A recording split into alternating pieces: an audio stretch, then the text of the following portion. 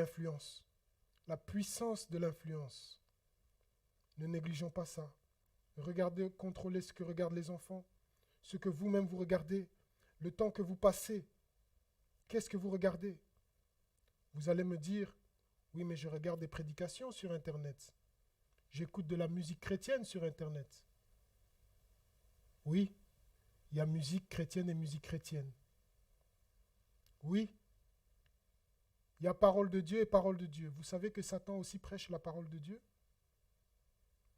Satan prêche la parole de Dieu, mais à sa façon. Il va prendre la Bible. Quand il a été devant Jésus pendant 40 jours, il n'a pas cité des messages philosophiques. Non, non, non. Il a cité la parole de Dieu. Il est écrit. Ce qu'il a fait avec Jésus, il va le faire encore aujourd'hui. Il le fait encore aujourd'hui. Vous voyez marqué église, vous voyez quelqu'un, costard, cravate, très bien. Il cite des passages. Mais ce n'est pas la parole de Dieu. C'est les Écritures qui sont tordues. Et d'ailleurs, vous allez voir dans tout le Nouveau Testament, Pierre, Paul mettent en garde contre les faux docteurs. Pourquoi? Parce que Satan est le père du mensonge. C'est un menteur. Dès le commencement, c'est un menteur. Et il n'a pas changé. Il est toujours menteur. Amen. Il est toujours menteur. Si c'était facile, tout le monde serait sauvé. Si c'était facile de dire, ah ben ouais, ça c'est facile, c'est le diable. Mais non. La Bible dit que le diable se déguise en ange de lumière. Il prend la forme. Quand le diable est venu pendant la nuit pour semer l'ivraie, les serviteurs de Dieu sont venus en disant, mais le bon grain et l'ivraie se ressemblent, comment on va faire? Quand Moïse est venu devant Pharaon, il a jeté son bâton, c'est devenu un serpent. Mais les agents de Pharaon, les sorciers de Pharaon, ils ont rigolé, ils ont fait pareil. Donc, miracle, Satan fait aussi des miracles. La parole de Dieu, Satan aussi utilise la parole de Dieu. Alors, ce n'est pas les critères, mon frère, ma soeur. Les critères, c'est avoir une intimité personnelle avec Dieu. Amen. C'est méditer la parole de Dieu personnellement. Amen. Et l'Esprit de Dieu, au travers de la parole, au travers de la méditation, de la prière, l'Esprit de Dieu t'avertira. Il dira, mais non, ce qu'il dit là sur YouTube, là, c'est pas juste. Ce qu'il dit là, c'est pas juste. Autre chose, il y a un message aujourd'hui qui est diffusé sur les réseaux sociaux. Quittez les églises. Quittez les églises. Vous voyez le résultat, quittez les églises. Pourquoi? Le diable isole. Le diable isole. Quand quelqu'un est isolé, vous avez vu le nombre de messages sur YouTube? Comment reconnaître celui qui est bon, celui qui n'est pas bon? Le nombre de messages sur YouTube, messages chrétiens je parle. Vous êtes seul face à plein de messages. Ouais. Quittez les églises. Celui qui fait ça, celui qui dit ça, c'est le destructeur. Pourquoi? Parce que quand tu es seul, isolé, c'est facile de te manipuler. C'est facile de tordre la parole. Et notez bien, les gens qui font ça, qui disent quitter les églises, ils ont une bonne raison. Il n'y a pas de responsabilité. Quand tu es dans une assemblée, tu vois la personne physiquement, tu as un encadrement physique direct. Quand il y a un problème, tu vois direct la personne. Mais quand tu es sur YouTube, sur Internet, il vous dit quitter les assemblées et regardez mes prédications tous les dimanches, sur Internet à la maison. Si tu as un problème, tu vas l'appeler comment? Il n'a aucune responsabilité sur toi. Rien. Oh, mais le message que tu m'avais prêché, c'était un message, ça m'a entraîné des problèmes. Tu vas l'appeler où? Tu vas l'interpeller comment? Tu vas lui envoyer un SMS, un message? Non. Si vous regardez le Nouveau Testament, toujours, les enfants de Dieu étaient ensemble. Ensemble, physiquement, toujours. Le jour de la Pentecôte, ensemble, toujours. Quand Pierre était en prison, qu'il est sorti de prison, qu'est-ce qu'il a fait? Et notez bien, la parole de Dieu dit, l'Église était en prière. Pendant que Pierre était en prison, l'Église était en prière. Et dès que Pierre est sorti de prison, il est parti là où l'Église était réunie pour leur dire qu'il est sorti de prison. L'Église toujours ensemble.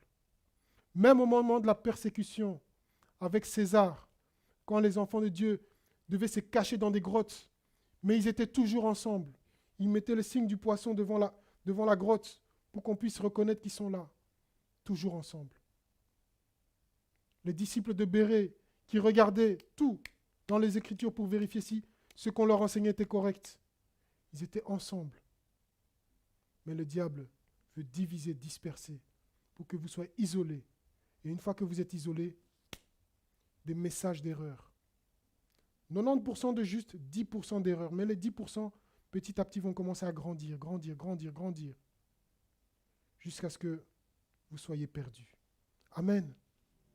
Mon frère, ma soeur, nous allons regarder une dimension de la vie spirituelle dans Exode au chapitre 17, 8 à 16. Exode chapitre 17.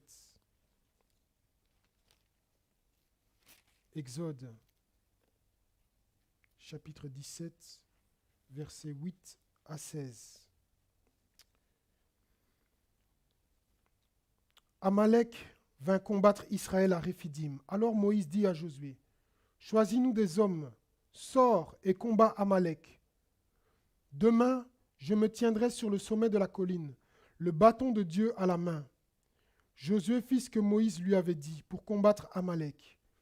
Moïse, Aaron et Our montèrent au sommet de la colline. Lorsque Moïse élevait la main, Israël était le plus fort. Et lorsqu'il reposait la main, Amalek était le plus fort. Les mains de Moïse étant alourdies, ils prirent une pierre qu'ils placèrent sous lui, et il s'assit dessus.